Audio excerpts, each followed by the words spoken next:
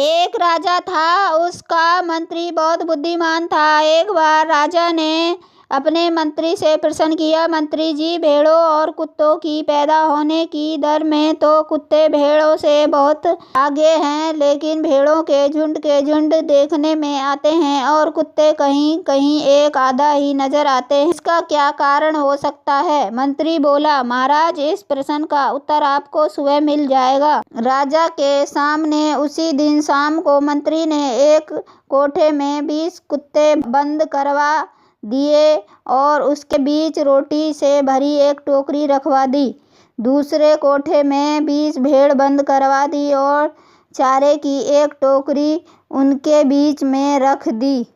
दोनों कोठों को बाहर से बंद करवा दिया। सुबह होने पर मंत्री राजा को साथ लेकर वहां आया।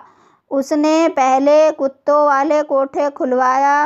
राजा को यह देखकर बड़ा आश्चर्य हुआ कि 20 कुत्ते आपस में लड़ कर अपनी जान दे चुके थे और रोटियों की टोकरी ज्यों की त्यों ही रखी थी। कोई कुत्ता एक भी रोटी नहीं खा सका था।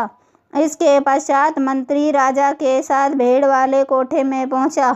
कोठा खुलवाने के पश्चात राजा ने देखा कि 20 भेड़ एक दूसरे के गले पर मुंह रख के बड़े ही आराम से सो रही हैं कि चारे की टोकरी एकदम खाली थी। मंत्री राजा से बोले, महाराज, कुत्ते एक भी रोटी नहीं खा सके तथा आपस में लड़ कर मर गए। उधर भेड़ों ने बड़े ही प्रेम से मिलकर चारा खाया और एक दूसरे के गले लगकर सो गईं। यही कारण है कि भेड़ों के वंश में वृद्धि है, समृद्धि है।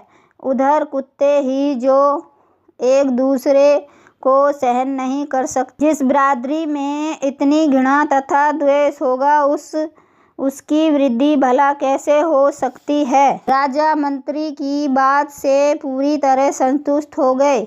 उसने उसे बहुत सा पुरस्कार दिया। वह मान गया कि आपसी प्रेम तथा भाईचारे से वंश वृद्धि होती है।